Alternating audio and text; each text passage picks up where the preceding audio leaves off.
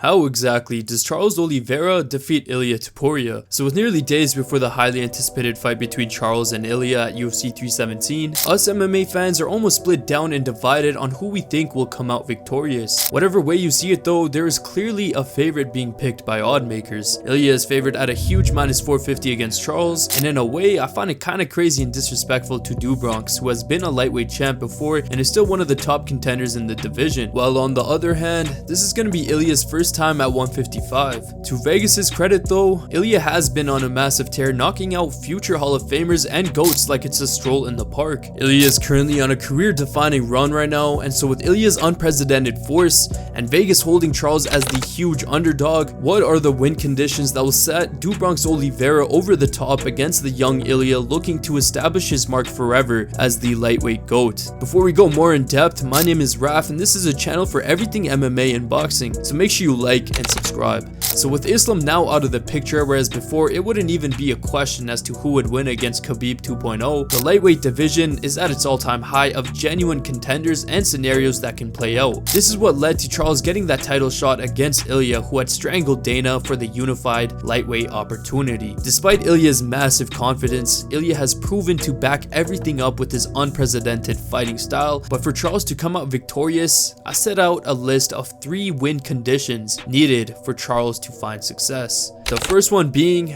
is that Charles must play against Ilia's strengths. Essentially, Charles must avoid being stalked down and being on the back foot to mitigate that vicious knockout potential that Ilia has proven to formulate. What Ilia has shown was that he hunts down and stalks his opponents, leaving them on the back foot, allowing him to set up his nasty and absurdly quick boxing combinations. Specifically, the fight against Holloway was a clear display of this elite level stand-up game that Ilia thrives on. You would think with Holloway much taller and having a larger reach, he would play to that physical advantage and that separation and distance is what you would want, but not the case with Mr. Ilia Topuria. After controlling all of the octagon during the first 2 and into the 3rd round against Holloway, he led in with a left fake, setting up a running right bomb that completely rattled Holloway, which led to a vicious knockout. Although Ilia is a smaller fighter, almost all of his fights he is able to place his opponents on the back foot because of his explosiveness and quickness. He did the exact same thing with Volk, stalking him down, leading to a very similar knockout. So for Charles,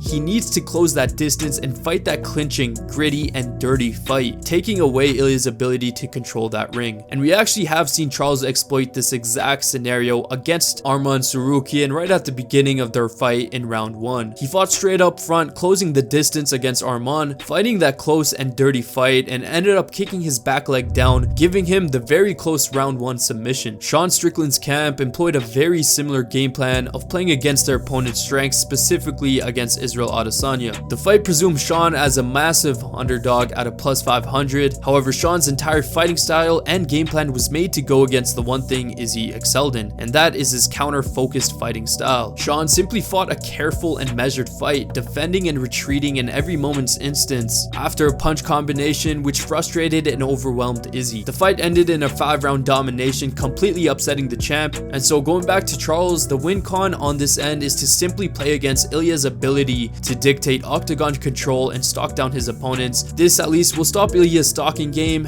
which leads to an overwhelming majority of his knockouts. The second win con for Charles is to shoot and wrestle. We all know Charles is one of the greatest submission artists in the world, but Ilia too also has that elite wrestling background, specifically Greco-Roman wrestling. In fact, most of his professional fights pre-UFC have all been won by submissions. That being said, the only 2 fighters that can go toe-to-toe with Ilia's ground game is Arman and Charles. So for Charles to find success, it is more so a question of pick your poison and develop a game plan on what Ilia is worse at. Charles though is decorated as one of the best in wrestling and submissions, and Ilia had never faced someone as equipped to it than Charles. Building off his first win condition, the best way to disrupt the fighter's flow is to shoot. As Charles is well equipped to submit his opponents in virtually any position, Ilia is forced to exert enormous amounts of energy to break free from potential submission opportunities, which he simply never faced a threat of yet in the UFC. In Charles's fight against Dustin, he found resounding success by completely exhausting Dustin, which all started from shooting numerous takedowns, leading to that overwhelming amount of clinches against the cage. And by the third round, Dustin was completely gassed, and all it took was one more clinch that led to Charles gaining control of Dustin's back and finishing him off. So for Ilia, who has mainly only fought stand-up boxers, the threat of breaking from tiring clinches and wrestling against one of the best will put Ilia in new waters that Charles has all the experience in. Lastly, and this is Charles's last resort, is to find a window. Ilia prides himself in finishing his opponents. Unlike many other UFC fighters, Ilia actually goes out and says what he's going to do. I mean, the dude offered Max at the beginning of their fight to start off going punch for punch in the center of the ring. The man has a 75% finish rate in the UFC, and when he notices blood on his opponents, he lets it all out. Charles is no victim to being stunned, so with a heavy puncher like Ilia, a scenario like this is not out of the question, but what he must do is to find a window to punish Ilia for overextending. Similar to how Alex was completely dominating and winning that fight against Izzy against the cage, Izzy had a sliver of a moment that completely turned the tides and ended Alex. With all this being said, we all know the threat that Ilia is. He is rated as the clear favorite by odds makers for a reason, and he is on a legacy defining run at the moment. And so for Charles, this is a mountainous and arguably his biggest task to be executed on Saturday night. The fight can definitely go either way, but for Charles to increase his chances, these 3 win conditions are imperative. But for Charles, who has been at the biggest of moments throughout his UFC career, this is no other for him. The once lightweight champ has the experience and ability to become champ once again through fending off Ilia's overwhelming strengths. The question that only lies is, will he perform and implement these come UFC 317? And I want to know what you guys think about all of this. What can Charles do to beat Ilia Topuria, and who do you guys think is winning UFC 317? Let me know all your thoughts down below in the comments. Make sure you like and subscribe. I love all you guys. Peace.